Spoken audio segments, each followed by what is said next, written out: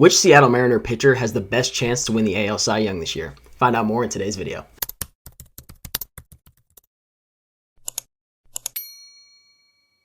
So I just want to preface this video with the fact that I'm going to be focusing on three of the Mariners pitchers, which is Luis Castillo, George Kirby, and Logan Gilbert. Not that I don't think Brian Wu or Bryce Miller is going to have a great year. I just don't know if they're at that Cy Young level yet.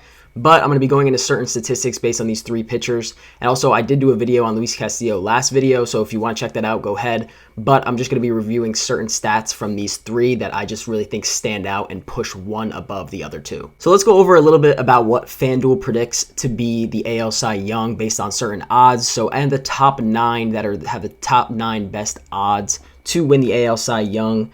Castillo comes in at number 6, Kirby comes in at number 7, and Logan Gilbert comes in at number 9. So the first stat that I kind of want to preface is the split innings. So basically what this is going to go into is showing the ERA based on certain innings for all three of these pitchers. So let's start with Luis Castillo in terms of where he struggles the most and in what inning. So according to Baseball Savant, he struggles the most in the third inning, where you can see he has a 6.89 ERA in 33 games where he made it to the third inning. While if you look at Logan Gilbert's inning splits, he really struggles in the first inning and the third inning, which is definitely something that Mariners fans started to notice with Logan Gilbert last season, is that in the first inning, he really just seems to struggle, and then once he gets to that third, fourth inning, he really settles down and dominates. While with George Kirby, his numbers are a little more across the board in terms of he really doesn't stand out too much in terms of the fourth inning, where he really dominates with a 1.52 ERA, but his highest ERA in all the innings is in the 6th inning, where he posts a 4.94 last season. So the thing that's really interesting to me about this statistic is that the fact that they all are different in terms of what inning they struggle in.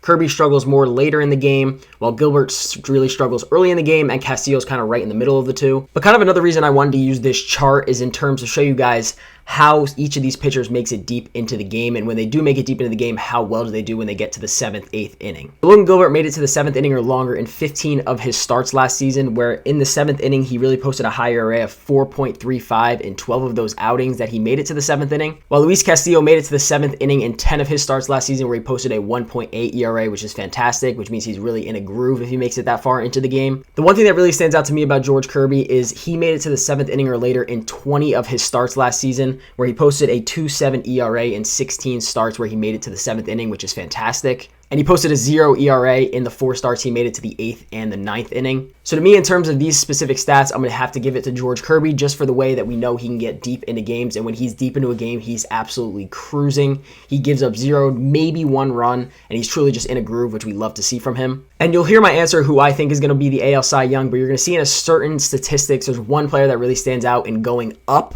while he's not certainly declining in certain things. So you're really going to see that in these few next statistics that are going to come up on the screen. So as I do want to focus on pitch speed, I don't necessarily want to use that as like a main reason why I think one guy stands out compared to the other, because a 0.8 difference in a fastball average is really not that huge of a deal in my opinion. So we're going to really dig deep down into what these percentages mean based on the screenshot I'm going to put up on the screen. So let's start with Luis Castillo. So if you watched my last video, I talked about how Luis Castillo really needs to have a bounce back season, and I did go into more detail on why I think he does, and really last year was a good season for him. He definitely has a lot of areas where he can improve, and I'm going to show you this based on this chart as well. So as you can see, his fastball velocity, his off-speed velocity, and his breaking ball velocity were both all down last year. While his exit velocity was up, his launch angle was up, his barrel percentage was up, his hard hit percentage was up, and his sweet spot percentage was down, which is a good thing. But those other 4 or 5 statistics really just show how he really didn't have that great of a year for his standards. And especially the launch angle is one thing that stands out to me. It was up 5.5, which is really a lot. He gave up a lot more home runs than he really has in his career, where he gave up 28 last year compared to 13 the year prior. So he definitely gave up a lot of home runs last year. And like I said, I dig deeper down into my previous video about why he gave up more home runs. But those are just a few statistics that really stand out in Castillo's charts. So let's move on to Logan Gilbert's charts. So last season, his fastball velocity was down, his exit velocity was down, and his breaking velocity was up 1.3.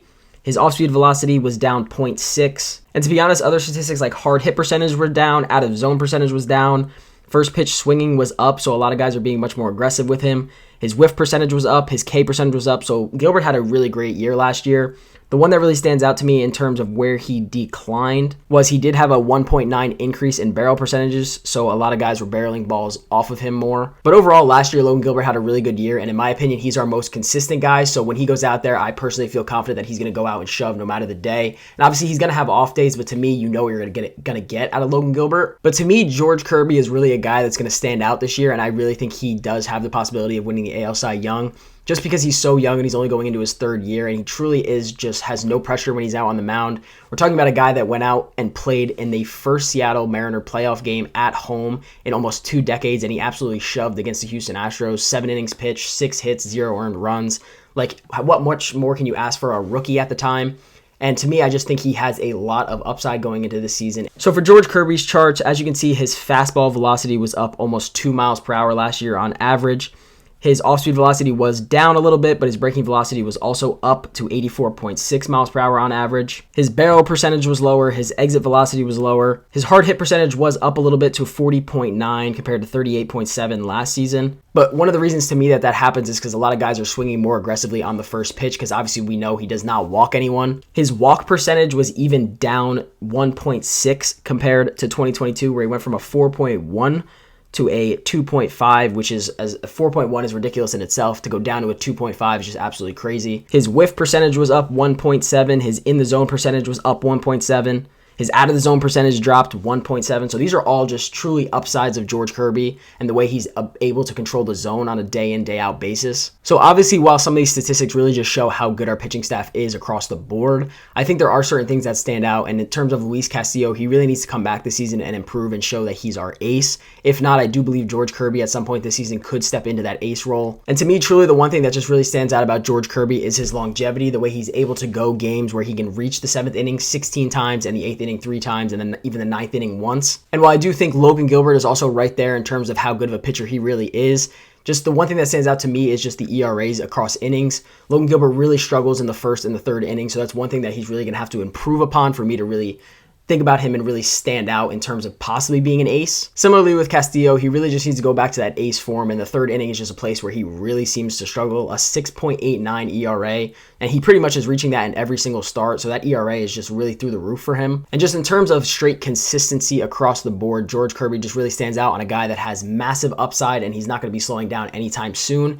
His fastball was up 2 miles per hour compared to the year previously, and he's only going into his 3rd season. So he's still really fresh. Hopefully, knock on wood, he can stay healthy. I think he can really slide in this year as being our ace and possibly winning the AL Cy Young Award. Obviously, as a fan, I want to see any of these guys go out and win the AL Cy Young Award. But in my opinion, George Kirby just really stands out as a guy who's just super consistent, super dominant, and goes out and just shows no fear when he's on the mound. Please let me know down in the comments if you guys do agree or disagree with my opinion, and who you guys think on the Seattle Mariners has the best chance to go out and win the AL Cy Young Award. But otherwise, I hope you guys did enjoy this video, and I will see you guys in the next one. Peace out.